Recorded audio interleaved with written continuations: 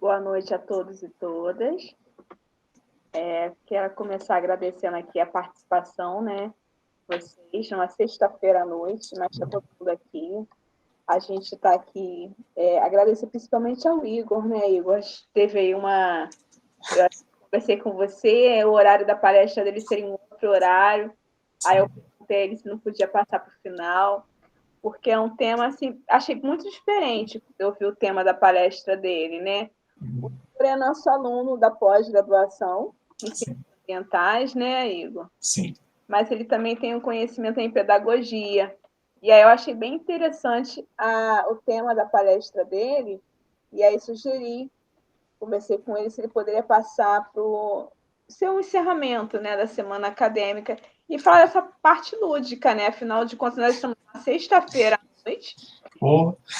E aí acho que seria um tema assim mais leve até para a gente levar, né, para o final desse evento. Então, agradeço ao Igor por ele ter concordado, né, em alterar o dia e o horário da palestra dele.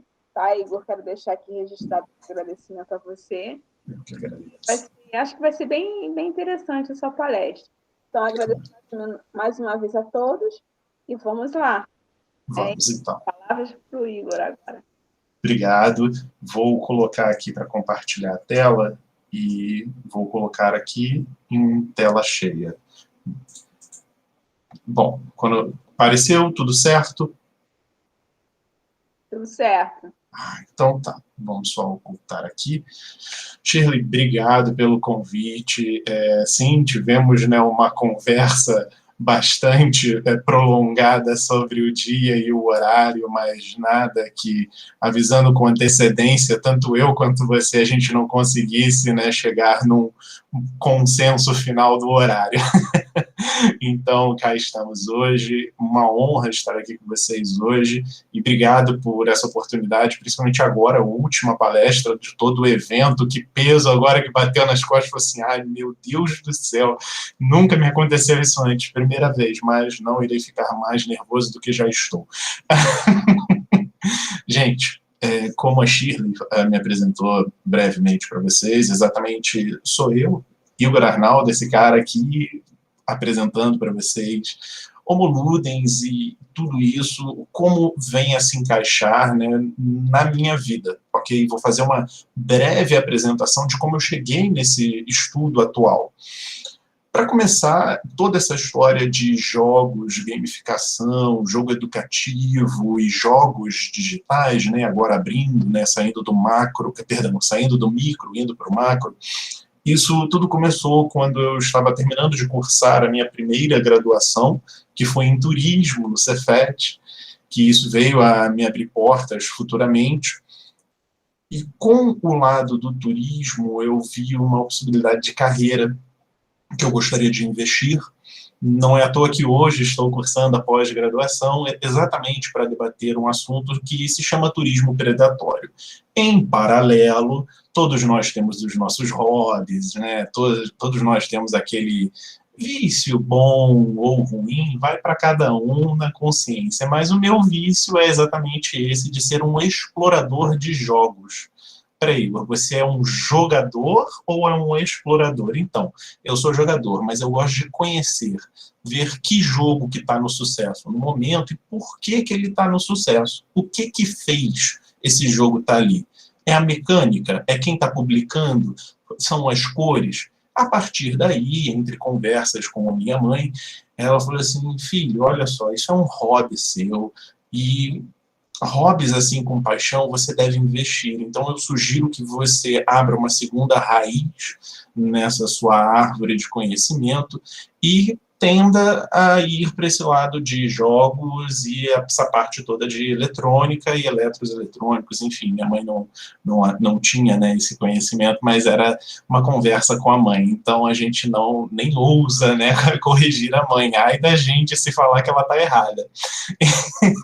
E com isso eu comecei a investir nesse lado da carreira e cheguei hoje cursando. Minha mãe, por sinal, professora também, ela foi professora do colégio estadual aí em Arraial do Cabo, me esqueci agora o nome, se alguém puder me dar a dica agora, fica ali na praça do lado da rodoviária, eu estou vendo o colégio na minha frente, mas eu me esqueci. Frederico Vilar.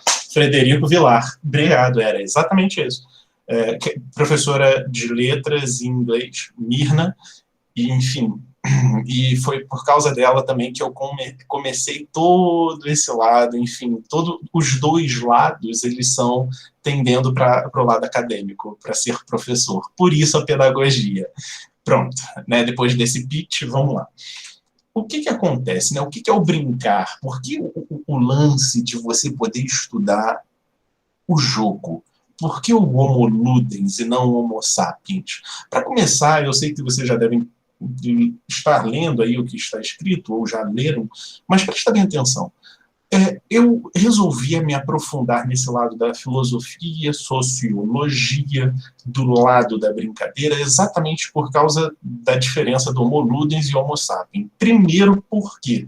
Porque o lúdico é uma das referências mais antigas, talvez até tão antiga quanto a própria sociedade, porque o jogar, ele está no conceito da criança. Assim que ela nasce, tudo que envolve a criança é tudo lúdico, é um pouco, desculpe o termo, mais fanfarrão, é uma brincadeira, é uma coisa mais fácil para que ela entenda. E se vocês forem analisar, até quando a gente vai ficando, né, senil, vamos dizer assim, a gente ainda tende a trilhar para esse lado lúdico. Não é somente na fase da criança e somente na fase dos 70, 80, 90 anos que você vai se tornar aquele velhinho que está jogando truco sentado na mesa, perdão, sentado na cadeira, jogando truco na mesa da praça. Mas isso envolve toda a nossa vida. Por isso, o Homo Ludens.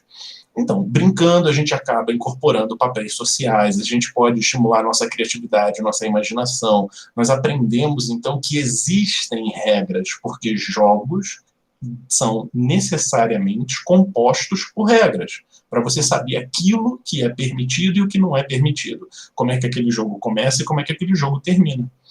E, juntamente a isso, você vai percebendo que existem sentimentos de raiva, você vê ali que você fica triste porque perdeu, mas ao mesmo tempo você fica feliz porque você não perdeu tão ruim assim como seu amigo. Ele perdeu em último, mas você perdeu em quarto, quinto lugar.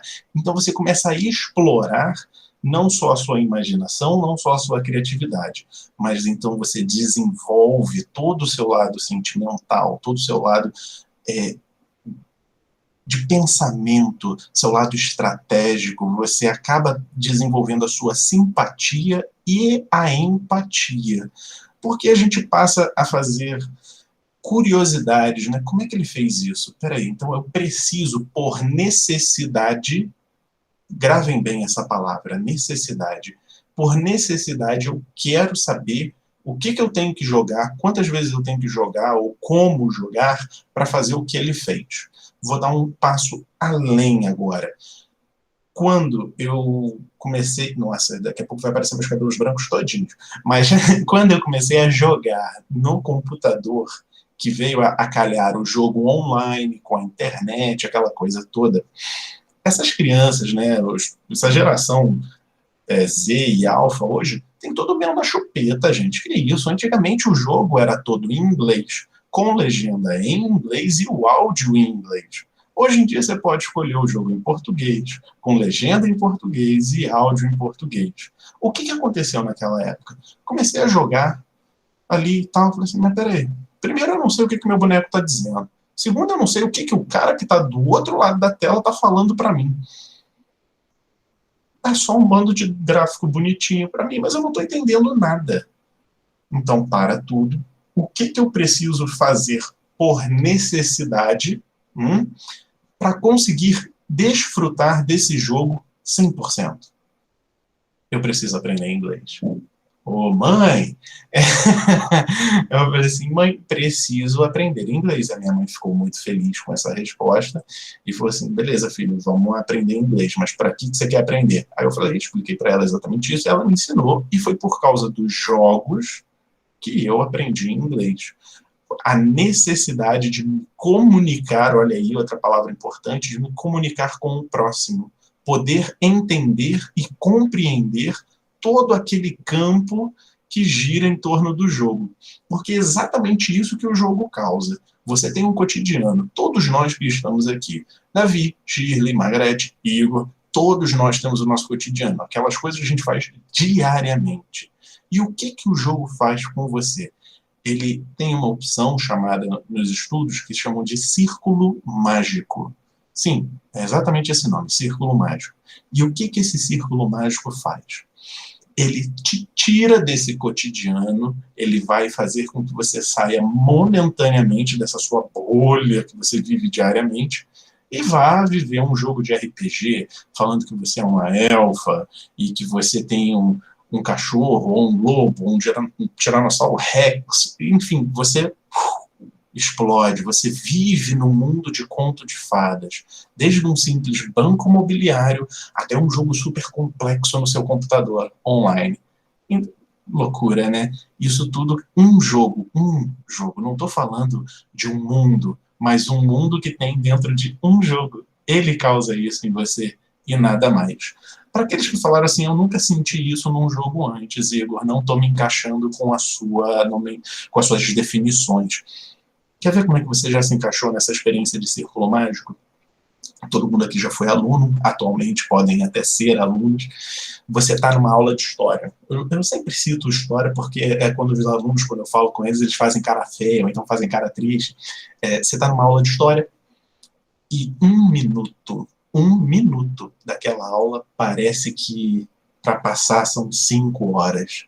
Você pena naquela aula. O professor fala, vem Natal, vem Carnaval, vem Ano Novo, mas o sinal para avisar que a aula acabou não chega nunca. É um desespero, é um troço de louco. Mas aí você conhece, vou usar um termo até mais atual, você conhece o seu crush, você conhece a sua paquera, aquela pessoa que você fica todo envolto nos corações. 5 horas se passam do lado dessa pessoa e você acha que quando olha no relógio, assim, não é possível, só tem 10 minutos que eu estou aqui com ela. Como isso pode ter acontecido? Apresento a vocês a experiência do círculo mágico. É exatamente isso que o círculo mágico faz. Ele te envolve de um certo modo que passa tempo, passa sol, passa chuva, e você, tá tão ali naquele, em alguns termos também, já falando de termos sobre jogos, né? Flow, aquela sensação, aquele ritmo, tudo aquilo que você nem sente. Você vai e deixa ir. Entenderam? É isso. Lembrando que, como todo professor, se tiver algum comentário, alguma dúvida, qualquer coisa, eu sei que estamos numa palestra, mas sintam-se à vontade para levantar a mão, escrever, falar, tá bom? Vocês têm total liberdade. Eu até prefiro, para ser sincero. Saímos, então, do primeiro. E com isso, toda essa apresentação que a gente acabou de fazer é exatamente isso aqui que a gente vai ter que falar agora, para deixar muito explícito para vocês entenderem também o principal contexto do jogo. Brincar é uma atividade livre.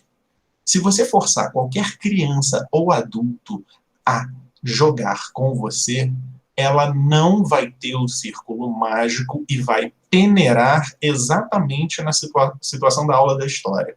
Então, para que você tenha a possibilidade de ficar dentro de um círculo mágico, a pessoa tem que se deixar ir, ela tem que se sentir apta para jogar. Não apta tipo eu sou capaz, mas apta do eu quero jogar. Ok? Senão já corta o clima do jogo. Brincar é uma atividade livre que está conscientemente fora da vida. Da vida, como a gente falou, né, a vida comum, sendo não séria, mas ao mesmo tempo absorvendo o jogador intenso e totalmente. É uma atividade conectada, sem nenhum interesse material e nenhum lucro pode ser obtido por ela. Isso é o ato de brincar. A gente tem aí uma definição acadêmica, sempre quando eu converso com vocês, eu estou dando esse papel, não de professor, mas de explicador, para que toda a informação ela seja distribuída e que todos possam compreender o necessário para quando for ler o campo acadêmico, falar assim, o Igor falou isso, verdade, entendi. Algumas pessoas preferem começar dessa forma, já começar com um campo, com uma base, para depois partir para o texto. Eu percebia isso muito pelos alunos, então eu adotei essa maneira de explicador para poder criar um círculo mágico de interesse dos alunos pelo tema. Igor, você dá aula de jogo para os alunos? Não necessariamente. Como eu tenho essa formação em tecnologia e informática, acaba que em alguns cursos eles me chamam para dar aula de concurso, né? Para poder treinar os alunos para concurso. Escolas me chamam para ficar cuidando dos laboratórios, enfim, todos esses momentos. E acaba sempre que eu tenho a oportunidade de dar aula. Então, esse jeito que vocês estão vendo aqui é o meu jeito mesmo em sala de aula, não há nada muito de diferente. A única diferença é que geralmente vai ter um quadro branco atrás, mas nada que a gente não esteja acostumado. É no brincar, e somente no brincar, que o indivíduo, criança ou adulto, percebam, criança ou adulto. Não é somente a criança que joga, não é somente a criança que brinca. São os dois. Não é à toa que o pai brinca com o filho. Não é à toa que as primeiras pessoas que brincam com o bebê são os próprios pais. Então, percebam isso.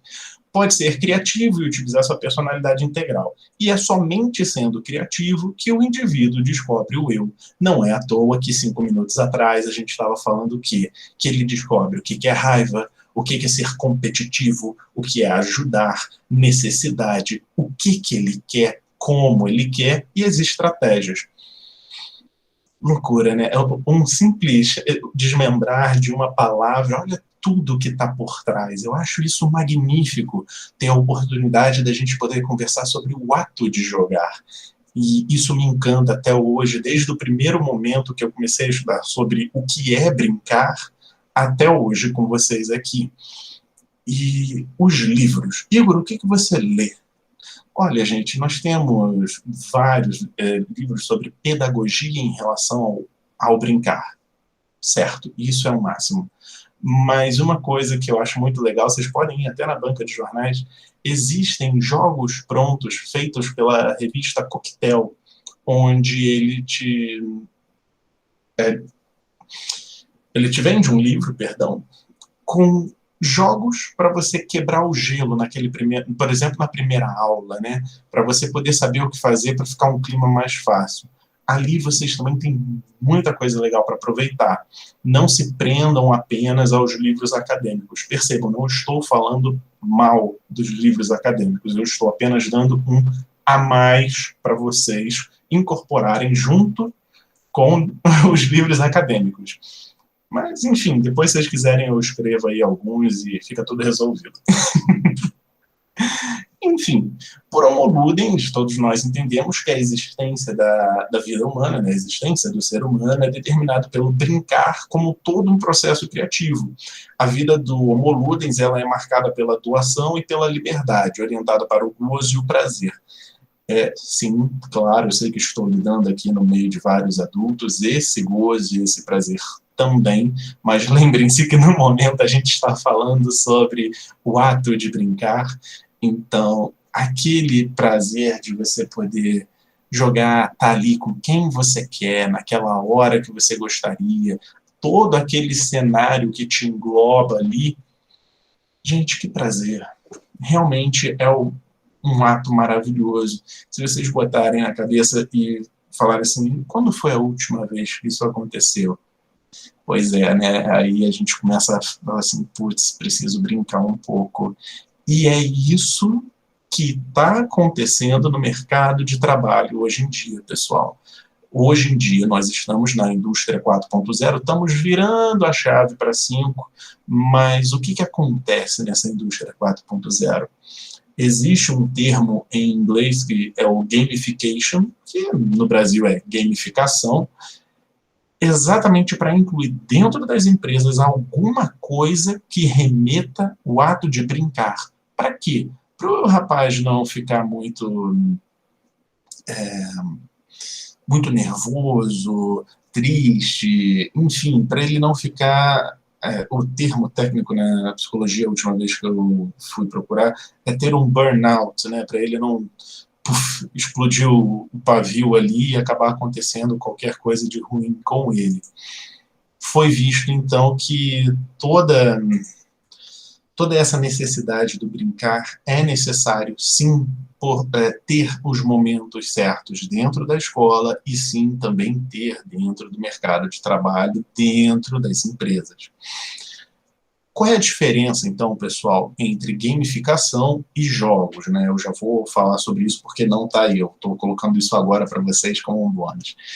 A gamificação, ela é a ação de pegar algo do jogo, game, ok? Do inglês.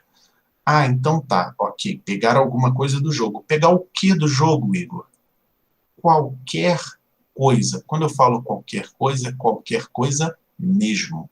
Por exemplo, a mecânica de um jogo. Eu faço uma ação, eu faço uma prova, e essa prova, por eu ter feito a prova, independente de ter acertado ou errado, eu ganho 50 pontos. No final do mês, eu vou ter a somatória de todos esses pontos que eu fiz por ter feito várias provas a cada dia e posso trocar por um presente.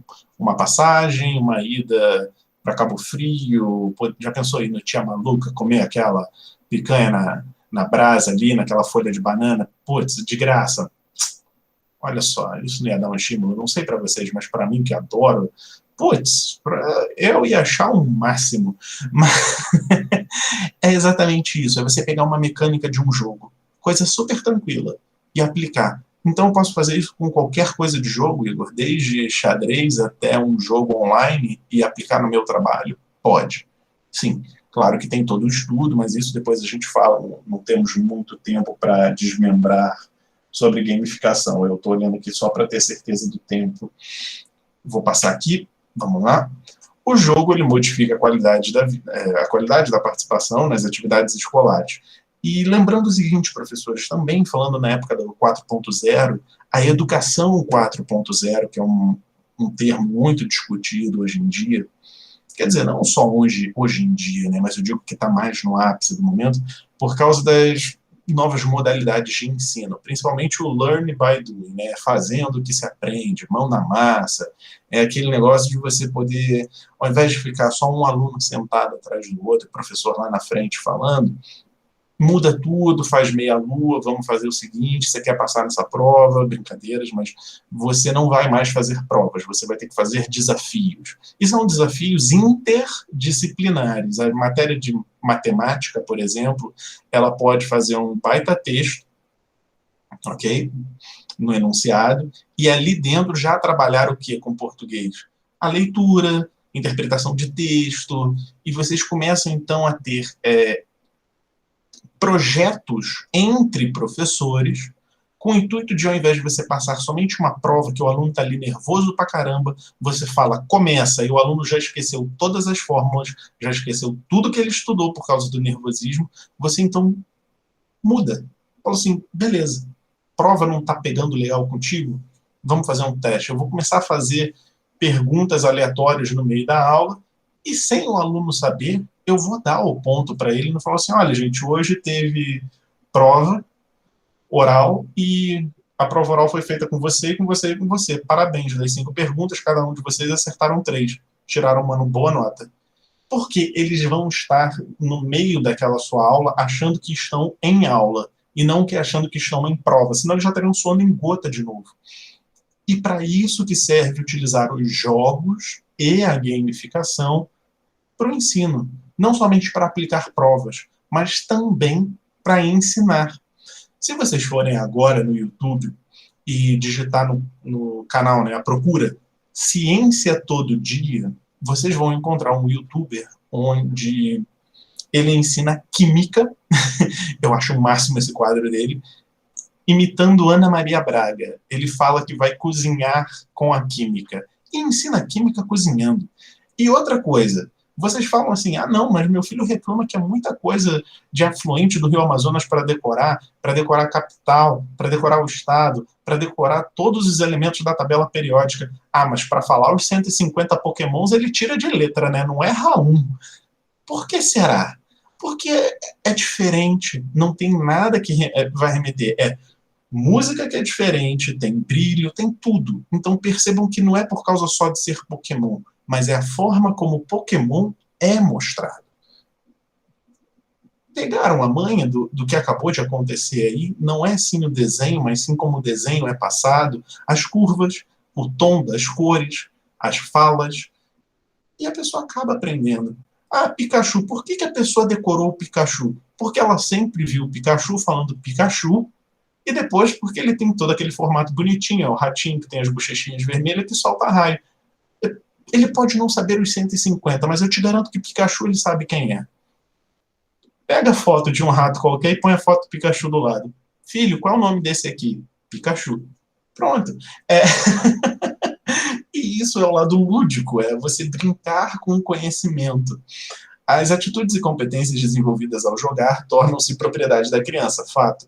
Resulta em uma melhora no desempenho, foi o que a gente acabou de conversar aqui.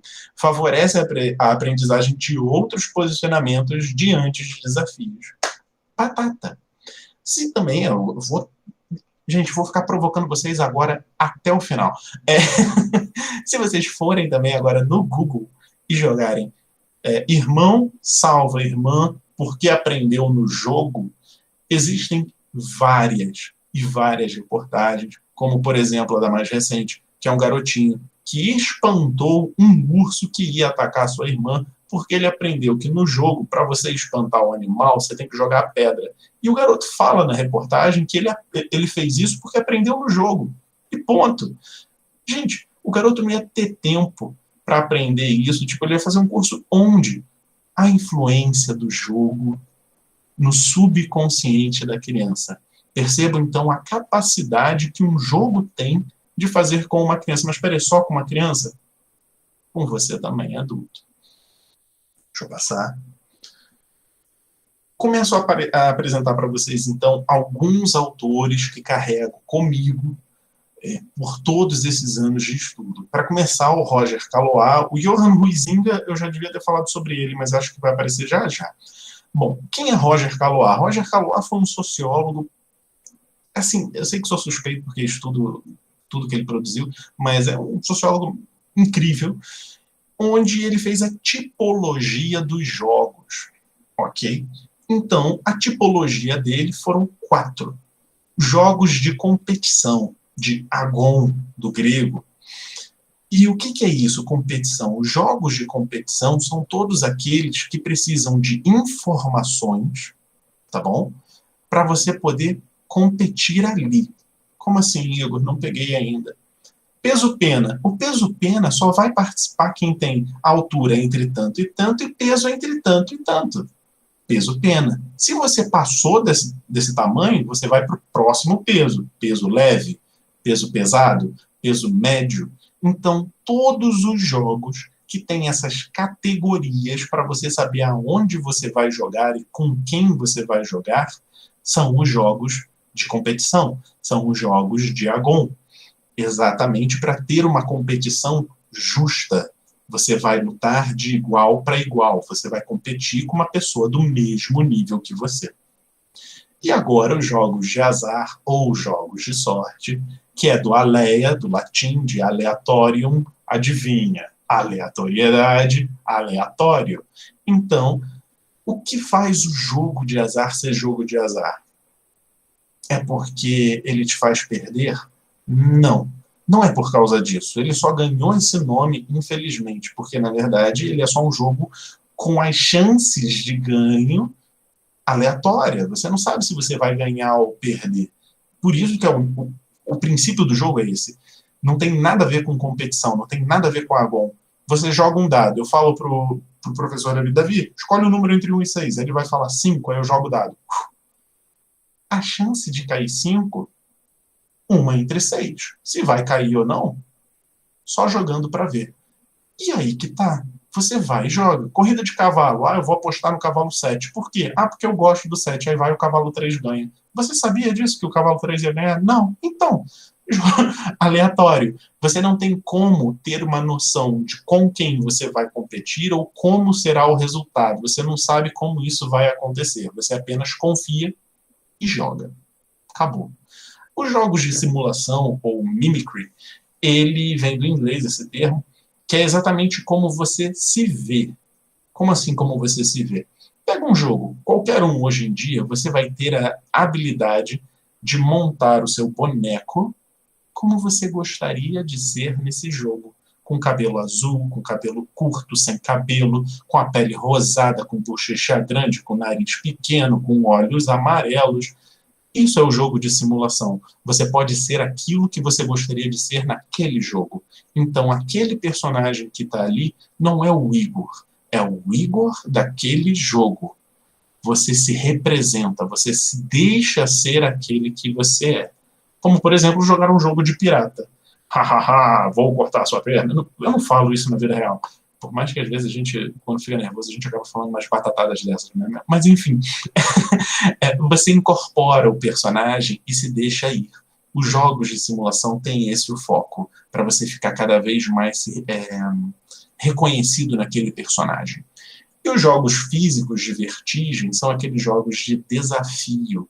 São os jogos que você tem que lidar com várias fases, subfases, 1, 2, 3, 4, 5. Na sexta fase é o chefão. Ou seja, você vai passando por desafios para quando você chegar lá em cima, você vê tudo aquilo que você já passou, mas também olha para frente. Aí tu vai olhando e vai olhando para cima e tu vai vendo tudo aquilo que tem que ser feito. Os jogos de vertigem, eles podem se encaixar em vários, né? Você tem os próprios jogos de competição do futebol também, onde você usa, né, as chaves até chegar, vai fechando, fechando, até chegar no campeão. Igor, então, só existe um jogo, por exemplo, ele só pode ser Agon? Não. Todos os jogos, eles têm essas 4 categorias dentro dele. Claro que cada jogo ele vai ser mais um do que outro. Entenderam? É como se vocês estivessem fazendo um bolo. Ah, nesse bolo eu vou colocar mais açúcar, mais agon. Então, esse jogo vai ser muito mais adocicado do que aquele outro jogo que só tende para o azar, que é mais aléia. Então, você monta o seu jogo em cima dessas 4 categorias. 2 estilos de jogos, né? Agora, os estilos de jogos são os maravilhosos. Nós, professores, a gente sempre acaba no Paidia, porque é o jogo livre improvisado. Professores, cá entre nós, quem aqui nunca passa o domingo à tarde ou até o sábado à tarde montando todo aquele roteiro bonitinho, tudo aquilo que a gente quer falar dentro de sala de aula, aí chega dentro de sala de aula, estão os alunos tendo a DR deles lá, você já perde 20 minutos da aula, aí você vê que só tem mais 30 minutinhos de aula para dar, e você aí não consegui fazer nada, vou ter que improvisar. E acaba improvisando. Isso é uma categoria muito boa, eu não puxo a bandeira para os professores por causa disso, mas os professores são de uma capacidade de criatividade e improviso magnífica. Você pode aplicar a mesma aula. Se vocês tiverem a oportunidade de fazer isso um dia, façam. Prepare esse roteiro e peguem pelo menos 4 turmas para aplicar a mesma matéria no mesmo dia. A primeira turma de manhã, às 8 horas da manhã, você não vai ter tempo para aplicar tudo aquilo que você queria, né, seguir no roteiro. A segunda turma vai ficar faltando 15 minutinhos só. Na terceira turma, você consegue aplicar certo, os 60 minutos ou os 45.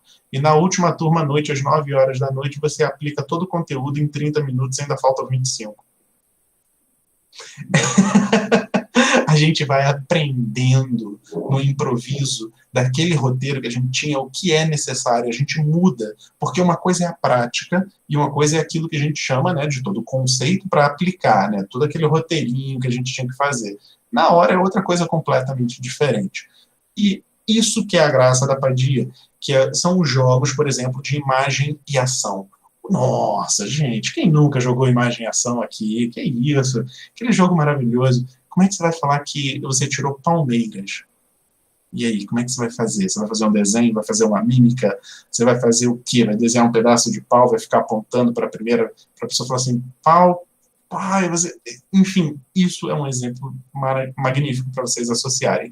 Ludos já são todos aqueles jogos muito mais concentrados em regras, como o próprio Banco Imobiliário, Detetive, War, xadrez, dama, tudo isso já é bem mais montadinho. Bom, o jogo como meio. ele antecipa um futuro desejável, porque você sabe o que vai acontecer no jogo, como vai acontecer, mas precisa da sua jogabilidade. Então, nesse quesito, né, as perspectivas de desenvolvimento humano, a gente vê, então, 4 itens necessários para serem avaliados. As necessidades, que são tudo aquilo que a gente deseja conseguir, as capacidades, tudo que a gente é capaz de fazer naquele jogo, os direitos, que vêm a coincidir com as regras do jogo, e as potencialidades, aquilo que a gente acredita ser capaz de fazer, mas só vai descobrir se fizer. Pronto. E, claro, Edgar Morin, ele fala em sua teoria da complexidade que o desenvolvimento ele não é linear nem binomial, mas ele gira em loop.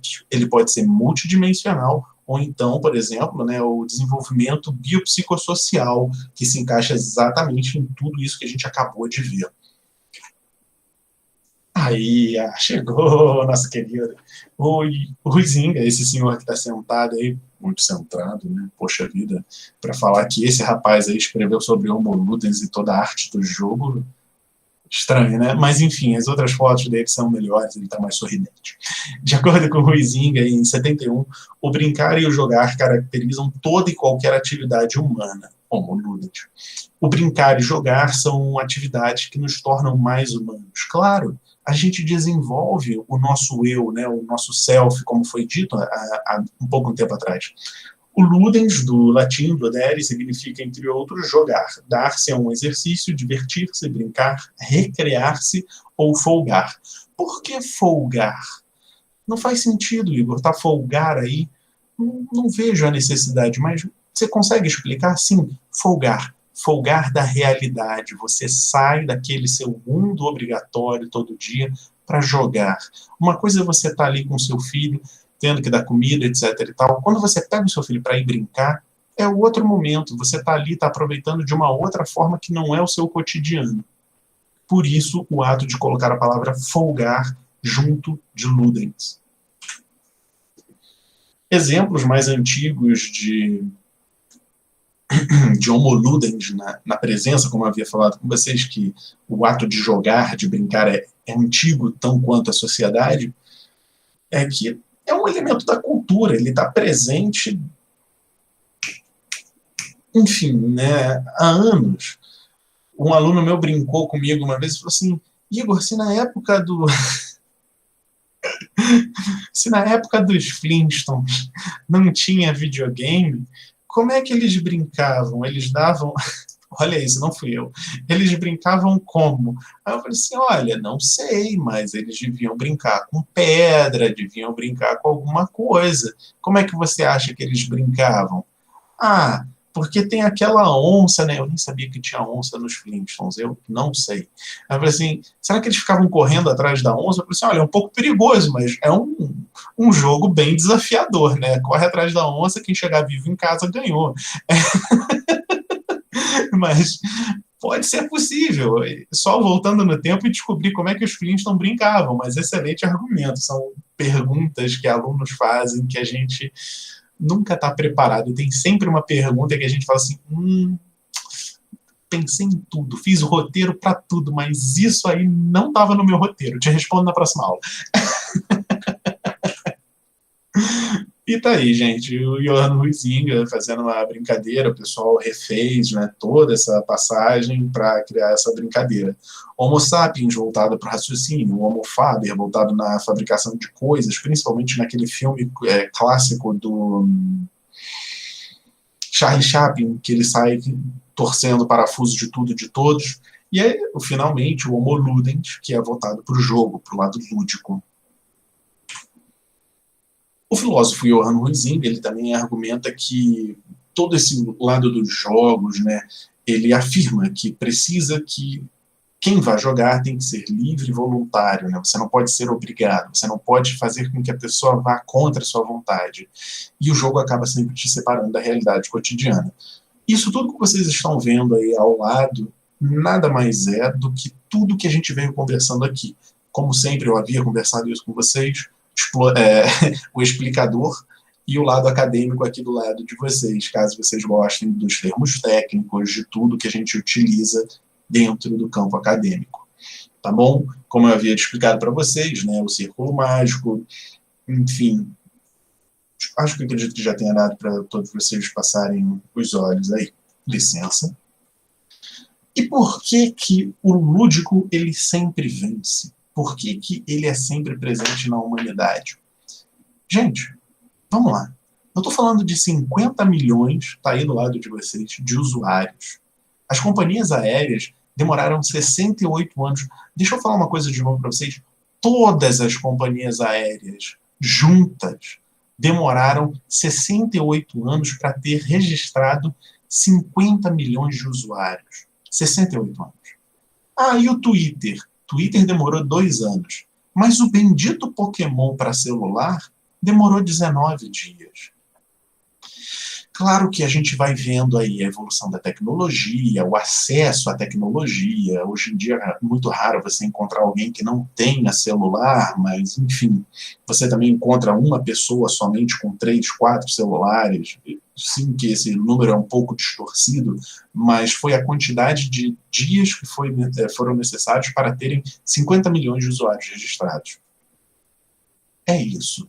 Então, vejam que passaram por aí, não foi somente companhias aéreas, foi TV, internet, YouTube, caixa eletrônico, e 50 milhões de usuários no globo. A gente não está falando no Brasil, não.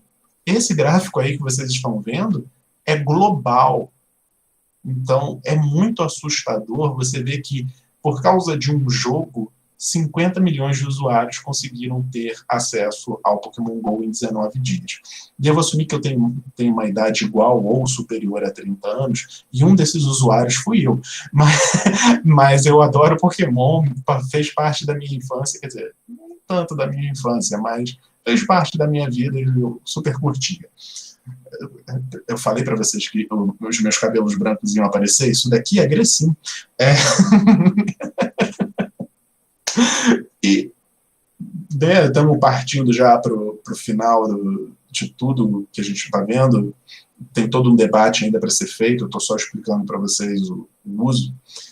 E geração, né? Eu falei sobre a geração X, geração Y, não, só falei sobre a Z e sobre a alfa. Caso vocês tenham ficado curiosos para saber, tipo, eu sou de qual geração? Eu coloquei esses 2 quadros aí ao lado para vocês poderem ter uma ideia de, tipo, eu sou dessa geração, não sabia. E cada geração, ela tem esse nome porque ela é marcada por alguma coisa em específico. Como, por exemplo, a geração X foi quando começaram a sair todas aquelas TVs de tubo, onde não tinha nem sequer o controle remoto. Era aquela TV que você tinha que ir lá na frente girar, onde você ligava a TV e já estava na Rede Cultura, e você falava assim, acabei de deitar no sofá, vou ter que deixar na Rede Cultura. Quando eu acordar de novo, eu levanto, vou lá e troco. Ou então a pessoa que passasse na sua frente, muda aí o canal para mim. E por aí vai. Logo depois a TV evolui, vai com aquela que a antena vai lá em cima na sua casa, a pessoa coloca aquelas esponjas, né, 1001 utilidades, você grita, não, mais para a direita, mais para a esquerda, faz aí. A pessoa só está lá parada, ela nem sequer mexeu ainda. Quem passou por isso sabe do que eu estou falando. A geração Y ela é marcada com a entrada dos primeiros desktops, ou seja, computadores de mesa, para casa. As primeiras. Um dos primeiros computadores que vieram para casa, pelo menos aqui no Brasil, para você desligar o computador, você pedia para ele desligar, o computador todo desligava, aí vinha uma tela preta com as letras em laranja, em alguns casos amarela. Agora você pode tirar o computador da tomada. E era assim que o computador desligava, ele não desligava como é hoje em dia, não. Caramba, eu sou velho. Geração Z já foi sobre toda a facilidade na palma da sua mão, com tudo. Hoje em dia você pega o seu celular, você tem ali banco, sua carteira de trabalho, seu título de eleitor, título de reservista, você tem tudo ali. E tudo cada vez mais passa a ficar dependente do celular. Hoje em dia, se você perde o celular, você perde sua vida. E só para vocês verem a diferença sobre o que é essa geração, uma aluna tem uma irmã mais velha, ela hoje deve estar com os seus 18 anos, 19 anos, Enfim, veio a engravidar, né, cedo, na minha concepção, cedo, aos 17 anos. E durante as aulas, a irmã dela veio e falou assim para mim: Poxa, Igor, minha irmã descobriu que vai ser um menino, vai se chamar João Gabriel. Aí eu falei assim: Ah, que legal. E ele nasceu, tá para nascer quando? Não, ela só tá com 6 meses. Aí eu falei assim: Ah, beleza. E por que você tá falando isso? O João Gabriel já tem Instagram. Aí eu olhei para ela e falei assim: Como é que é? Eu não sei se vocês tiveram a mesma reação do que eu, mas, tipo, o garoto ainda tá na barriga, entendeu? Tipo, 6 meses ali e já tem Instagram. A certidão de nascimento do Gabriel não vai ser a certidão de nascimento do papel, é o Instagram. Quando o João Gabriel tiver a capacidade de mexer na internet sozinho, ele já vai ter um Instagram criado quando ele ainda estava no ventre da mãe. Isso é a diferença que vocês vão vendo entre uma geração e outra. Eu não resisti às curiosidades, perdão. Eu pedi para que ela me mostrasse o Instagram do João Gabriel. A foto de perfil é uma barriga. E a primeira foto do Instagram é a ultrassom mostrando que é um menino. Como isso vai ser lá para frente, desconheço. É uma aventura, mas eu realmente fico curioso como é que o João Gabriel vai reagir quando fala assim: eu quero criar um Instagram. Mamãe já criou para você de presente, toma. Quando? Quando você estava na minha barriga. Surreal, né? Tipo, pelo menos para mim, que sou de outra geração, eu acho isso muito louco. E a geração alfa, ela já é aquela geração dos Getty Gets. Não é Getty Getty, Get Gets. O que são os Getty Gets? São todos esses aparelhos que vocês encontram hoje em dia na casa, que você bate palma, a luz desliga, você fala: Alexa, por favor, ligar para a emergência. Aí ela mesma faz a discar para onde você for. Alexa, pede iFood. E a Alexa faz. Você vai entrando e tudo na sua casa começa a funcionar, não mais com você tocando, mas com você falando. Reação por comando de voz. Eu vou esperar com o maior prazer 18 anos se passarem, só para perguntar como é que o João Gabriel se sente com o Instagram já criado, juro para vocês. E aí a gente chega na parte dos jogos relacionados à educação, né, no ensino, para ser mais específico, tanto no ensino superior quanto no ensino básico, fundamental, médio. Existe uma falha, ok? Aí eu preciso passar isso para vocês. Existe uma falha na classificação dos jogos para a educação, que são exatamente essas duas que vocês estão vendo aí. Existem jogos que são educacionais e levam a nomenclatura de jogo educativo, que está errado, e existem jogos educativos que, infelizmente, levam como educacional. Tá, Igor, beleza. E qual é a diferença de um para o outro? Bom, gente, o jogo, eu reparei que havia uma pessoa aqui, eu não decorei o nome dela, mas já já eu vou consultar, que estava falando sobre aplicar um jogo com as crianças. O jogo, ele é uma estrada onde tem carros que estão indo e tem carros que estão voltando. Correto? Explicação, uma analogia super prática. O jogo é exatamente isso. É a comunicação do jogador com o jogo. É só o jogo que fala com o jogador ou o jogador interage com o jogo também? Quem é que está interagindo com quem? Os dois ou só um lado? Porque se for só um lado que está conversando com o jogador, está passando a informação e pouco importa se você está gostando ou não, esse jogo aqui foi criado somente para você ver de uma forma diferente o conteúdo da minha matéria, mas eu não me preocupei com a sua jogabilidade, eu não me preocupei se você vai gostar ou não. Eu fiz um jogo pensando para mim e não fiz pensando para o meu aluno. Então o jogo é só do professor falando com o aluno e não o aluno falando com o professor também. Ou seja, o aluno ele fica passivo. O aluno ele fica inativo nesse jogo, o que leva então a ser um jogo instrucional, informacional. Agora, se o aluno joga e ele tem a habilidade de jogar com o jogo, participar com o jogo também, ele passa a ser então um jogador ativo. Então esse é um jogo educativo. Por isso agora as duas diferenças vocês pegaram numa boa explicação bem tranquila. Então, todo jogo educativo, ele tem tudo nas suas partes ativas. Ou seja, ele é instrutivo, informativo, persuasivo. A parte do ilustrativo, eu coloquei desse lado, porque as ilustrações e tudo como ocorre no jogo é sempre diferente se você for comparar com o educacional, tá bom? Depois a gente pode... Eu vou até mostrar para vocês jogos mais adiante. Bom, eu tinha falado com vocês sobre livros que eu uso para estudo. Alguns desses aí tem de começo de carreira, eu deixei bem separados, né, contextos bem práticos. Por exemplo, Homo Ludens, ali o primeiro à esquerda, Johann Huizinga. Gente, vocês não precisam saber nada de jogo, só com essa palestra, não estou falando tipo, o Igor é bom na palestra, não, estou falando só com esses breves conhecimentos que eu estou passando aqui para vocês. Vocês já leem Homo Ludens assim, ó, mel na chupeta, de boa, não tem problema nenhum. Roger Caillois, se você ler primeiro o Johann Huizinga e depois Roger Caillois, você faz isso até comendo um pão com manteiga e tomando cafezinho à tarde, de boa. A psicologia das cores aí já é uma coisa que a gente começa a entrar no mundo dos jogos para criação. É exatamente para que Eva Herle, o nome da autora, excelente. Acaba te mostrando para que serve a cor verde. Mas, peraí, a cor verde é isso, tem esse significado. Mas se você usar no mercado, vai ter essa função. No jogo, tem essa. Por isso que o McDonald's é amarelo e vermelho, o Burger King também, o Bob's também. Não é à toa. Esse livro fala não só sobre isso, e muito além. Sugiro, é um livro assim, surreal para a gente poder ler e abrir bastante a cabeça. Bom, Edgar Morin e a introdução ao pensamento complexo já é uma apelação minha, mas para a gente poder debater, é um texto, pelo menos na UERJ, quando a gente estava falando de pedagogia, foi muito debatido o uso de Edgar Morin, principalmente esse livro, O Pensamento da Introdução do Pensamento Complexo, vale a pena porque ele vê exatamente várias situações do aprendizado e como ele pode ser aproveitado. Isso é algo muito legal a se ver.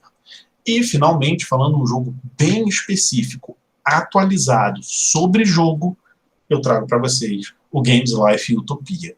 É aí um livro para jogo. Você quer aprender sobre jogo mesmo, em relação à criação de jogos? Te indico esse livro. Não encontrei até hoje tradução para português, mas, mesmo assim, o livro em inglês também não é muito difícil de se entender. Só jogar algumas palavras ali no Google Tradutor que ele te ajuda a compreender o que é passado. E agora, óbvio que eu ia trazer para vocês os exemplos de jogos. Vamos começar pelo da direita e puxar a sardinha para o nosso lado? O da direita aqui, Operação Abaporu, é um jogo original do Brasil. Ganhou diversos jogos já na Play Store, né? Android, Google, essas coisas assim. Por quê? Lembra da Carmen Sandiego? Onde está a Carmen Sandiego? Poxa, aquele desenho era maravilhoso. E Onde Está o Wally também é outro jogo que inspirou Operação Abaporu. O seguinte, Abaporu é roubado.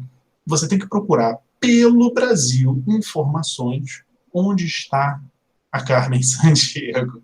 Então, dentro disso, você vai encontrando informações sobre o país, né, claro, o país, o estado, aquela cidade onde você está, comida local, né, as comidas do local onde você está, música, enfim, tem várias informações rodando dentro do jogo que você aprende e você nem percebe. Agora vamos passar para o da esquerda. Super sugiro, tá? Mesmo você tendo uma idade superior a 30 anos, joga um pouquinho, 5 minutos, dedica sua vida por 5 minutos a esse jogo. Code Combat já é um jogo mais atual, é um jogo educativo, onde ele ensina a linguagem de computação Java, JavaScript, C, C++, Python, Coffee, enfim, tudo nesse jogo. Como? Eu quero que o meu personagem bata com a espada no ogro que está na minha frente. Ele vai fazer isso. Beleza. Mas para fazer isso, você tem que escrever uma linha de comando. Então, para toda a ação do jogo, essa linha de comando é feita e você vai aprendendo uma linguagem conforme você vai jogando. E, felizmente ou infelizmente, esse jogo é utilizado em universidades e há competições nacionais lá fora. Só teve aqui no Brasil, em São Paulo, uma vez. Eu vou encerrar a apresentação por aqui. Vou dizer o seguinte: esse é meu e-mail para contato. Fiquem à vontade para falar comigo a hora que vocês quiserem. E uma coisa, vou falar sobre um só, tá? Vocês já ouviram falar no Duolingo? Acho que já, né? Ok, uma pessoa levantou a mão.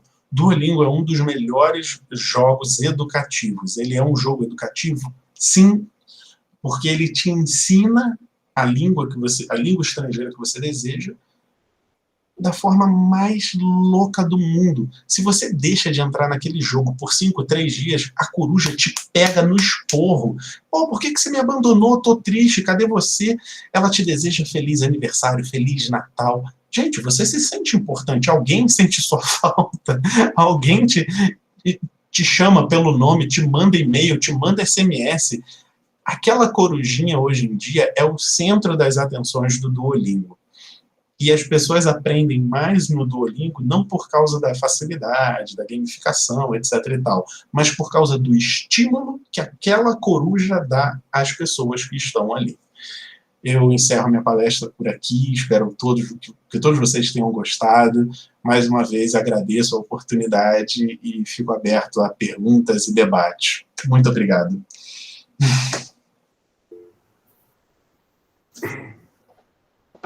Risberg levantou a mão. Das horas que você está querendo falar, né? Igor, muito boa essa palestra, gostei demais do que você passou aqui para a gente aqui de aprendizado, né? Na hora que você falou, vou começar do final para o início, que eu acho que é mais interessante. Na hora que você falou do Duolingo aí, eu lembrei de um sobrinho da minha esposa, que de vez em quando vem passar férias aqui comigo. Ele chegou aqui com 4 anos, super ativo, só gosta de jogo, e eu não jogava. Eu nunca joguei assim, jogos eletrônicos, nunca tive esse interesse. Então, a partir dessa curiosidade desse garotinho, dele jogar, eu despertei um interesse. Ele tinha um joguinho que ele gostava muito, Block Bros. Era esse, montagem dos blocos. Sim, sim. E ele queria competir comigo, e eu era ruim, então ele estava vencendo. Eu falei, peraí, que eu vou descobrir um mecanismo que eu vou provocar nele uma competição saudável. Mas ele só queria esses jogos mais competitivos. Eu peguei o Duolingo, que eu estava precisando estudar para a língua estrangeira, que eu ia fazer um processo seletivo, espanhol e inglês, e me inscrevi, instalei no telefone dele, que já tinha telefone. Olha que coisa maluca, né? Uma criança de 4 anos já tinha telefone. Isso aqui hoje, ele está com 11 para 12 anos. Aí eu falei com ele, nós vamos fazer o seguinte, vamos ver quem atinge as etapas mais longe no espanhol e no inglês. De manhã a gente jogava espanhol e de tarde a gente jogava inglês. Ele ficou aqui uns 25, 30 dias aqui em casa. Nós vencemos os obstáculos, tanto do inglês quanto do espanhol. E depois ele foi embora e ele queria me desafiar, ele queria que a gente estudasse alemão. Eu peguei e falei com ele, poxa, mas agora eu não estou com muito tempo, né? Então, essa competição fez com que ele sempre manteve esse contato comigo ali por causa da disputa, dessa ligação através desse joguinho. Então, foi muito interessante. Aí ele foi com o crescimento dele e tal, ele aventura em outros jogos. Mas todas as férias, quando ele vem para aqui para casa, eu sou desafiado. E esse desafio é uma coisa complicada, porque eu tenho que ter um certo tempo para ficar competindo com ele. E isso leva tempo, 4, 5 horas tem dia. Então, tinha dia que atrapalhava o almoço, tinha dia que atrapalhava o lanche. Então, assim, criou um problema para mim também. Porque, de um certo momento, eu me senti que eu também estava ficando assim, um pouco viciado nesses jogos, né? Mas, por outro lado, eu via também a parte educacional, o quanto que estava colaborando para o raciocínio, o aprendizado dos conteúdos que a gente estava sendo abordando. Então, sempre eu busco assim, um jogo educativo para estar desafiando ele, né? E ele com algum jogo competitivo. Eu já estou até aguardando. Ele ia vir agora, mas parece que não vai vir mais, né? Mas até no meio do ano ele vai aparecer e sempre ele vem com a novidade. Aí eu tenho que aguentar e tenho que me adaptar a essa dinâmica dele. Alguém quer falar? Alguém já levantou a mão aí? Não? Gisberto, você me fez lembrar meu filho uma vez, ele devia ter uns 5, 6 anos. Aí ele falou para mim assim, mãe, você tem que treinar comigo, jogar. Isso. Eu falei assim, mas eu estou cheia de coisa para fazer. Você acha que eu não tenho nada para fazer? Vou sentar para jogar. Eu disse, mas se alguém te desafiar? Eu disse, gente, será que alguém nesse mundo está pensando em me desafiar e jogar alguma coisa? Sempre tem. Sempre. Mas eles ficam nessa, né? De que tem que treinar para que se alguém te desafiar, você não passar vergonha. Sim, nesse caso, eu vou rodar. Tem que estar pronto. Eu trago outra experiência. Eu trabalho com os meus alunos, Igor, na pós, com jogos, né?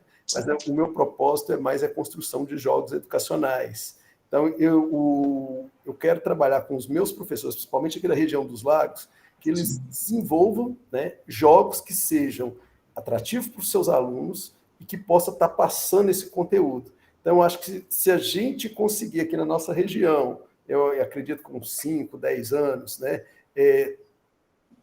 passar para esses nossos professores colegas o entendimento, essa dinâmica do jogo e como eles vão trabalhar com seus alunos os conteúdos nesses jogos, ou até mesmo provocar nesses alunos para que eles construam seus próprios jogos com os conteúdos, eu acho que é isso aí que é o caminho, né? Para que se torne as nossas aulas mais dinâmicas, atrativas, né?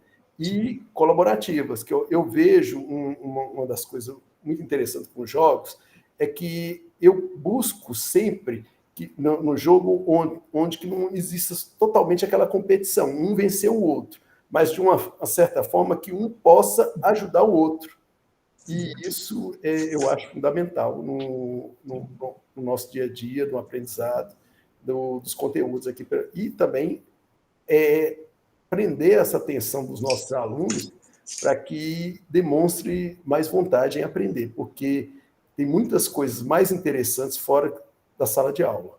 Concordo. E para que a gente consiga vencer essa barreira aí, não adianta a escola ficar longe do que a sociedade está vivenciando. É uma coisa da cultura. Isso tem que ir para dentro da escola.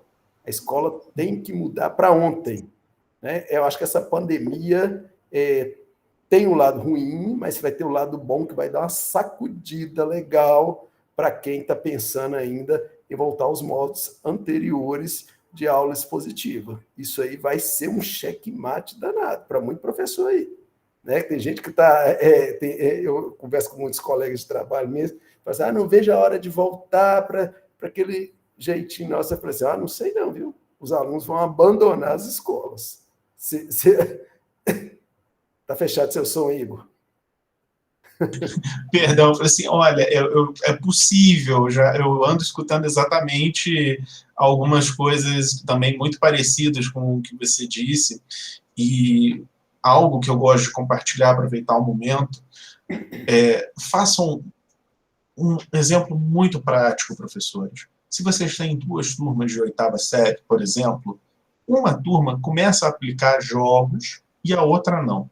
Primeiro, não é que vai acontecer uma competição, mas as turmas, né, a turma que não estiver recebendo o jogo, ela vai ficar curiosa, tipo, por que ele está fazendo isso com eles e não com a gente? Será que a gente não está sendo bom aluno? Então vamos ficar melhor aí na turma, vamos... Você começa a instigar uma turma com o exemplo da outra. Você pode ter acesso ao rendimento de uma turma com a outra, para depois você aplicar aqueles jogos na turma A, na turma B. Mas lembrem-se, professores, que é o seguinte, o jogo que a gente cria, para nossa cabeça, é como se fosse o nosso filho. Ninguém nunca fala que tem filho feio. O nosso filho é sempre o mais bonito. Então, quando a gente cria um jogo, o nosso filho é ótimo, mas o filho, ele vai ser utilizado na turma e não por você. Então, antes de tudo, Hesberg falou as palavras perfeitas, procurem saber quem é a sua turma. Sua turma gosta de música clássica? Gosta de McDonald's? Estou falando perguntas bem abrangentes aqui, vocês podem fazer coisas mais específicas. Por que eu estou falando isso? Né? Por quê? Porque você tem que conhecer quem é que vai jogar. Você é só o mediador do jogo. Você é só o controlador daquela situação. O jogador são eles. Então, se eles falam que gostam mais de Cavaleiros do Zodíaco, não vai me aparecer sei lá, como é que é o nome daquela menininha que explora? Enfim, vocês entenderam, né? Não vai... Dora Aventureira. Isso, Dora Aventureira, obrigado. Você não vai me aparecer com a Dora Aventureira numa turma que é louca por Cavaleiro do Zodíaco e Dragon Ball Z. Vai dar muito errado. Então, isso é algo muito fascinante sobre a pedagogia, que a pedagogia fala bastante, deem a voz aos alunos. Deixem os alunos opinarem, participarem ativamente das aulas. Vocês começam a passar um grau de importância para os alunos, porque eles agora se sentem importantes, tipo, poxa, o professor quer saber o que eu gosto. Poxa vida, o professor de antes não quer nem saber meu nome, ele só chama e fala 1, 2, 3, e vai todo mundo respondendo presente. Não, mas ele veio até mim e me perguntou se eu gosto de Cavaleiro do Zodíaco, que bacana. Então, vocês já começam a preparar o terreno para o jogo ser recebido pelos alunos, desde muito de antigamente, só que eles não estão percebendo isso. Só você que está criando o jogo. Querem começar, antes de aplicar o jogo, uma outra forma lúdica de dar aula? Leva os seus alunos para ter aula no pátio. Só isso. Você vai ver o tumulto, o rebuliço que isso vai causar. Gente, pode ser para explicar desde literatura até aplicar matemática. Só isso. Um exemplo de filme, para vocês verem outros exemplos, é A Sociedade dos Poetas Mortos, com Robin Williams. Não é por causa do filme, mas sim como o professor conduz as suas aulas. Tirem o foco do filme. Percebam quem é o professor e como ele age. Vejam esse filme novamente com esse foco. E vocês vão ver, putz, tem um pouco sim de brincadeira aí, poxa, ele está dando uma aula bem diferente do que ele precisava dar. Realmente isso é possível de ser feito. Enfim, desculpa, Raíssa, eu acabei ficando empolgado com a sua declaração. Pronto. Não, deixar os demais colegas também perguntarem, participarem, senão fica demais.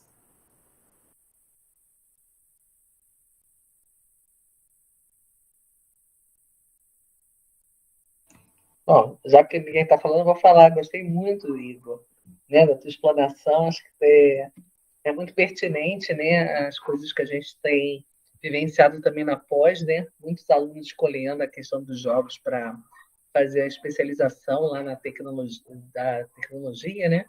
A própria Fernanda mesmo, que ontem apresentou o trabalho que tem a ver, né? Acho que você trouxe uma literatura bem legal também, né? Eu anotei aí para a gente, assim, para ler, né? Conhecer também. Mas a gente já ouviu falar, ou já leu, né? Bem legal. E foi interessante, assim, é lógico, né? Eu não sou dessa tua geração, eu sou da geração antiga. E eu não sou muito assim de jogo eletrônico, né? Mas sempre usei jogos em sala de aula, mas jogos assim de tabuleiro, né? Jogos fabricados pelos próprios alunos. A gente eles faziam jogos, né? Que na época não eram jogos, a gente não tinha nem computador na escola, né? Era jogo mesmo do papel, né? Mas eles eram muito criativos, bem interessantes. E jogos de pátio, né? Fiz muito, muito jogo. Levar a turma como que é, ali na Quinta da Boa Vista, né? Tem um jogo muito interessante, que é a Miriam Krasuchik, é um jogo de perseguição, né? Que é dinâmica de população. É um jogo de pique, né? É de pique. Um pegando o outro, assim, o coelho tem que comer alface, né? Aí tinha todas umas estratégias, né? E era bem interessante que aí ia o professor de educação física junto, porque era uma turma grande, e aí apitava, aí fazia aí junta, né? Aí conta, aí apita de novo, sai todo mundo correndo, troca os papéis, né? E eu já fiz aqui também, ali na praça que tem perto da escola, né? Em frente à escola. Bem legal, né? Então é uma forma de brincar e, ao mesmo tempo, estar coletando dados sérios que depois eles plotam num gráfico, e é um jogo de pique, né, um jogo de pegar, né? Aí tem uma estratégia, o cara pode abaixar, né? Aquele negócio de baixo, alto, né?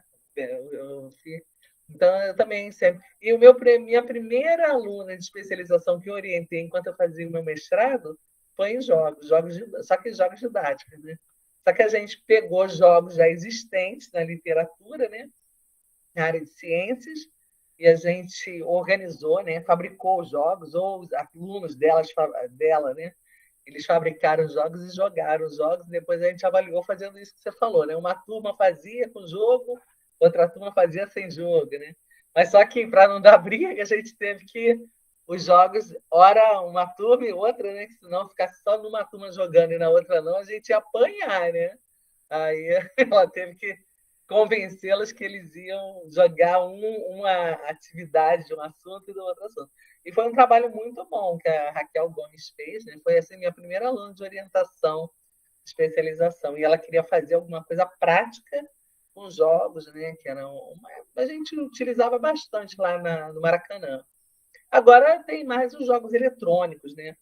Esse é engraçado. Eu acho que é porque a minha infância assim, não foi eletrônica, apesar que meu sobrinho e meus irmãos amam, né? Amam o computador. Eu não tive muito essa coisa de jogar, né? Os jogos assim, eletrônicos. Né? Mas eu acho que é importante, sim. Como o Risberg está falando. A garotada chega diferente na escola, né? E o mundo da escola tem que também se adequar ao mundo da sociedade da onde ele vem, né? Não pode ser uma coisa muito à parte.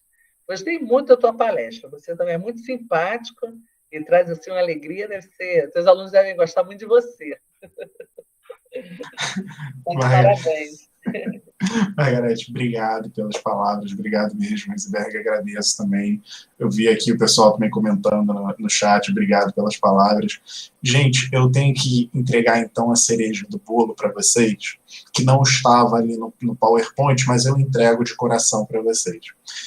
Existe algo que parte somente da filosofia, que é o meu foco, eu, Igor, como criador, gestor de jogos, na hora de poder fazer, principalmente na hora de aplicar a aula.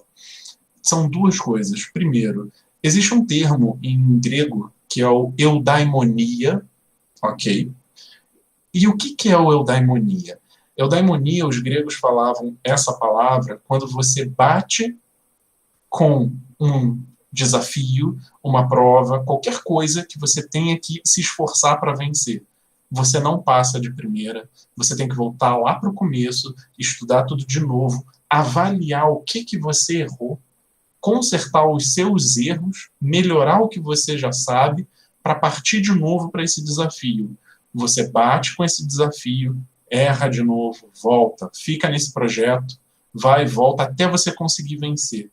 Quando você vence, aquela explosão que bate no peito de vitória, que você quer sair gritando, tipo como você tirou uma nota super boa no Enem, quando você passou na prova, esses momentos que você tem de explosão é o que eles chamam de pura felicidade, é o eudaimonia, é onde os gregos falam, os gregos são maravilhosos filósofos, nada contra, e existe um filósofo específico, aí sim eu posso dar como referência para vocês, que é o Spinoza.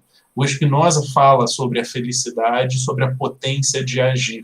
É o que a gente causa, né? A importância da pessoa, ela fica com vontade, ela fica feliz, alguma coisa motiva a pessoa a ficar melhor, a ser melhor. E por isso que eu acabei caindo no mundo do jogo. O Spinoza não tem nada a ver com jogos, mas esse lado dele, da felicidade, da potência de agir, de tudo que causa a pessoa melhorar, eu acabei vinculando com o jogo. Então, é isso que leva, às vezes, as crianças a quererem jogar, né? Não só porque ela quer jogar, mas eu quero ser melhor. Eu quero ser melhor que meu pai, melhor que meu tio, eu vou desafiar o meu amigo, eu quero ser o melhor. Então, independente do que jogo que seja, desde Duolingo, né, não, Risberg? Desde Duolingo até Minecraft. ele se estimula com o jogo faz rodar uma ampulheta dentro do corpo, onde a pessoa procura, ela quer ver o erro, ela olha para o lado e fala assim, peraí, a Margarete já está no nível 250, então tá, já vi aqui, a Margarete fez isso aqui, putz, o Heisenberg está no 300, por que eu estou no 80? Deixa eu ver. Ela toma atitude, parte dela, o professor não precisa ficar cutucando, ele mesmo vê e fala assim, eu quero para mim. Enfim, gente, é isso. Boa noite, professor Davi, agora que eu vi aqui a mensagem aparecendo para mim.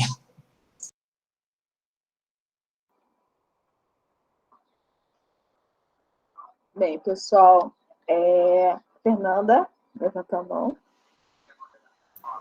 Não, então, primeiro, assim, parabéns, adorei, assim, sem querer desfazer de toda a grade, mas a sua palestra foi a única que eu me inscrevi porque, assim, me chamou muita atenção, porque foi um texto que o professor Heisenberg me passou para eu ler sobre os jogos, que é esse homem aí com nome difícil que eu não sei falar, e o Zinga, sei lá o nome dele. E eu até brinquei com o professor Heisenberg, eu falei, nossa, professor, que viagem, parece até que o autor usa entorpecentes, né? Porque eu falei uma coisa bem louca. Mas, assim, aí depois que eu fui lendo, eu falei assim, nossa, como faz sentido, né, no nosso dia a dia. Eu consegui colocar essa concepção do autor mais no meu dia a dia do que o jogo propriamente. Porque eu falei assim, não, eu vou lhe perguntar a ele, porque eu devo ter algum problema. Porque, assim, não, eu tenho vários, né? Mas em relação ao jogo.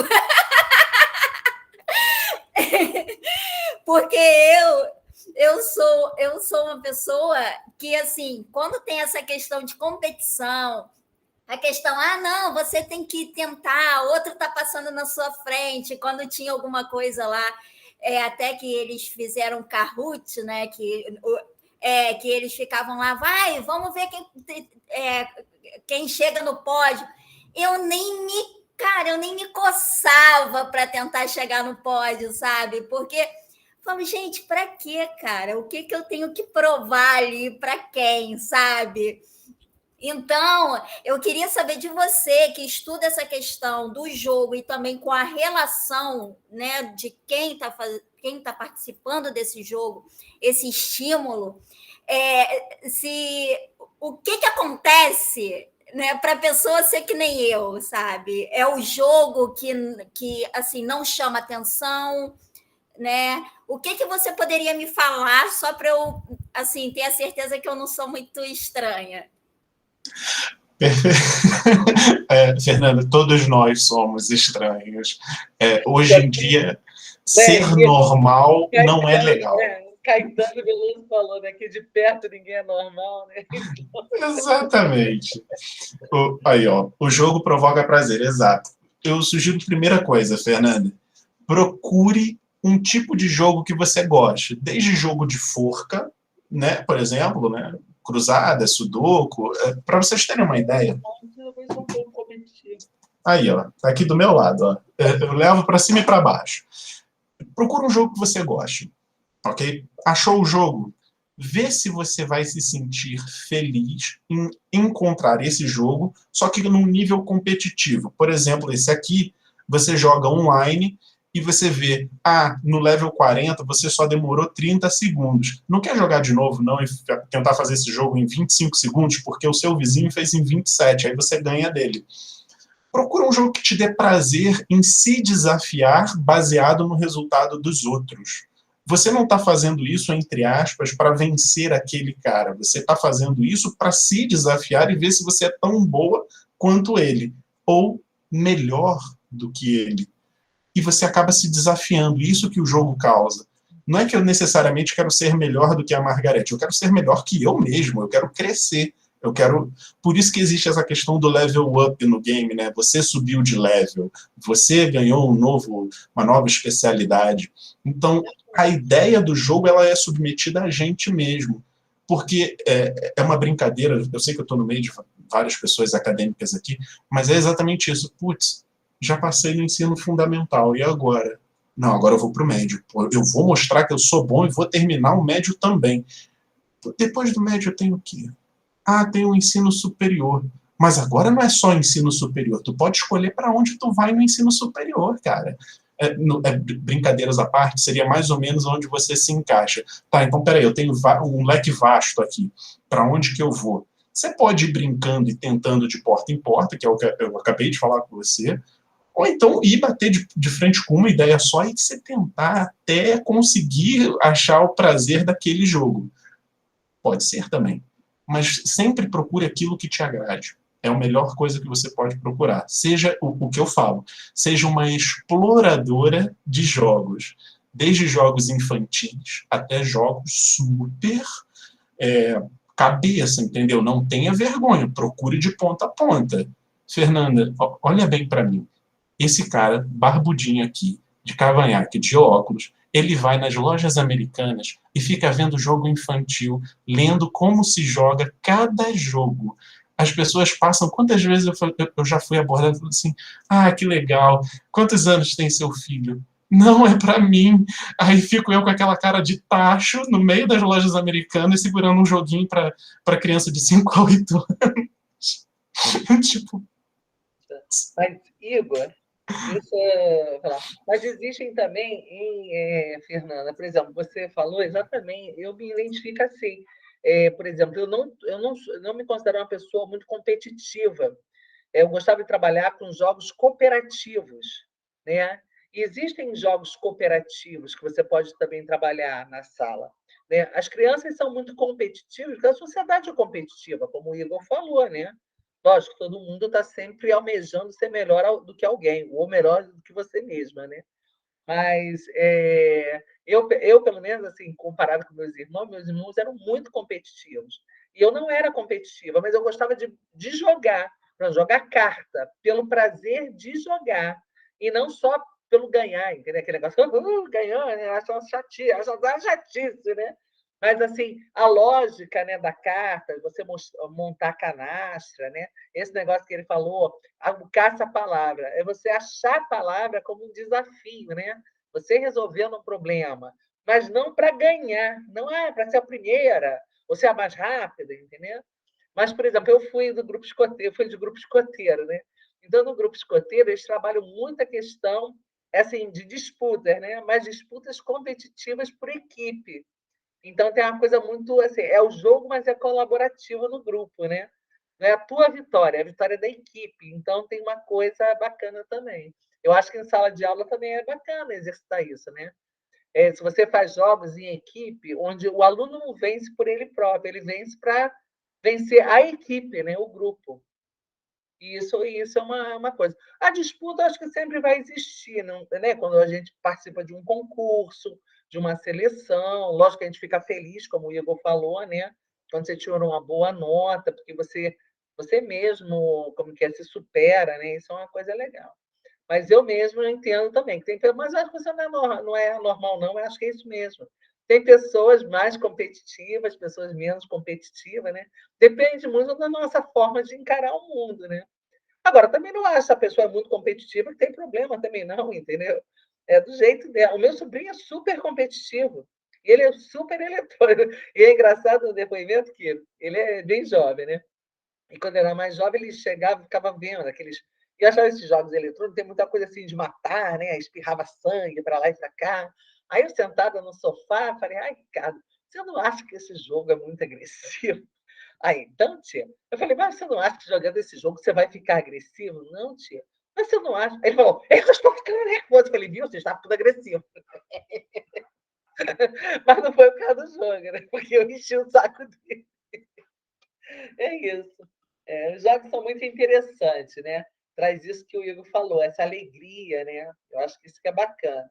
Essa alegria de fazer. Agora, é como ele falou, também se o aluno também não se sente à vontade, não adianta forçar também, né? Tem uns que não vão querer muito jogar ou aquele tipo de jogo específico. Mas bacana. Então, de parabéns, Igor. Gostei muito aí Obrigado. de conhecer esse seu lado aí Obrigado. Margarete, Fernanda, para todos, mas como foi levantado pela Fernanda, né? Eu deixo aí esse livro, O Efeito Melão. É um livro maravilhoso, muito tranquilo a leitura, onde ele explora exatamente o desenvolvimento do lado cognitivo de quem joga, seja pelo lado colaborativo, seja pelo lado competitivo. E, para finalizar, eu passo um site para vocês, que é o Mind Lab, depois vocês joguem na internet, e é uma instituição, tudo bem, onde ela ensina tudo para os alunos através de jogos e gamificação. Alunos desde os 5, 6, 7 anos. Então, é fundamentado no cognitivo, metacognitivo, o desafio, superação, tudo já feito desde pequeno. É um estudo maravilhoso, uma leitura rápida, prática. Fernanda, espero também que isso venha a sanar algumas dúvidas suas, tá bom? Uma curiosidade, você já teve algum aluno especial, assim como que a Fernanda trabalha com alunos com síndrome de Down, mas já teve algum aluno especial na sua sala? Assim, já calhou de pegar, né? Eu já tive aluno especial, também foi só um. Eu tive que modificar muita coisa, porque como você falou, ele tinha síndrome de Down. Era um pouco avançada, se me permite dizer. Então, tudo, como eu sou um pouco agitado, eu sou essa pessoa que vocês estão vendo, né, até presencialmente, foi um jogo para mim também, ter que mudar a dinâmica da minha aula e tudo que eu tinha em mente, porque eu não queria deixar aquele aluno de fora. Eu sempre passava algum jogo, alguma coisa, onde ele tinha, sim, uma função, ele tinha, sim, um personagem, vamos dizer assim, para poder participar do jogo. Ele era tão importante quanto todos os alunos. Claro que meu sábado e meu domingo eu passava de cabo a rabo fazendo as adaptações, né? Fernanda, Margarete, acho que você, já como vocês falaram sobre, vocês, né, imaginam do que eu estou falando. Vocês passam a noite para poder encaixar, pensar em todas as situações hipotéticas que possam ocorrer, e muita coisa, lembra que eu falei que a gente é muito bom no improviso, acaba que não dava certo, porque às vezes ele não gostava, né? Tinha momentos que mudava totalmente de humor, e, enfim, né, era outra pessoa, então você tinha que readaptar tudo aquilo assim, ó. Enfim. A sua formação é pedagogia, mas você dá aula de que área? Eu atualmente pego aula de informática em cursos para pré-vestibular, né? Pego porque eu pego para área de concurso. A sua formação é informática? Não, eu sou formado em bacharel em ciências da computação e licenciatura em pedagogia na UERJ. Tá. Eu peguei pouco tempo de colégio, eu tive tempo, foi aqui em Friburgo também, mas minha experiência docente em sala para ensino infantil, vamos dizer assim, eu tive aí 2 anos e meio, quase 3 anos de experiência. Eu fiquei mais tempo no curso de pré-vestibular e concursos. O pessoal mais velho. Não. Bacana. Obrigado. Mas penso muito em voltar para as escolas, eu sinto muita falta. Meu sonho. Você tem jeito aí. Você deve ser bem didático. Você não te conhecer. Você é sua professora, não usarei jogos. Estou brincando. E ai de você, que não espetáculo, gente. Gostei de você, Iago. Você pode ajudar muito Fernanda aí com algumas ideias, né, Fernanda? Muito bom, muito bom. Sim, depois eu vou pegar até o seu e-mail para entrar em contato com você, até para você ser um colaborador na minha pesquisa, no meu questionário e do meu jogo. Um prazer, Fernanda. Pode contar comigo, será um prazer. Tá bom, obrigada. Muito bem. Gente, vamos parar, senão a gente vai até meia-noite. Vamos. Já ultrapassei o tempo. Um monte de fruta lá que está me esperando. Pois é, agora né? Eu vou jogar, vamos lavar. A gente se caminhando aí para o final, né, da semana acadêmica também. Então, eu queria deixar aqui meu agradecimento e a minha felicidade, né, da gente ter tido participação dos alunos, né? Nessa sala, acho que tem 2 alunos que apresentaram os trabalhos deles, né? Isso é muito, né? E a gente também teve o Sávio, teve a Patrícia. Isso é muito bom. é muito satisfatório, né? Eu acho que a gente tem um orgulho de ver que os alunos da nossa instituição estão assim, né? Ensinando, né? Não é só o professor que ensina, os alunos ensinam. E a gente aprendeu muito com vocês aqui durante esse evento, tá? Então eu quero agradecer a todos, mas especialmente aos alunos que participaram e que apresentaram seus trabalhos, que foram belíssimos. Então, muito obrigada, tá? Parabéns, parabéns. E a gente encerra por aqui. Gente, que aconteça e boa noite para vocês. Boa Tem que noite. ir lá trabalhar. Beijo, boa noite. Beijo. Tchau, tchau, gente. Obrigado. Uma boa noite. Tchau, tchau.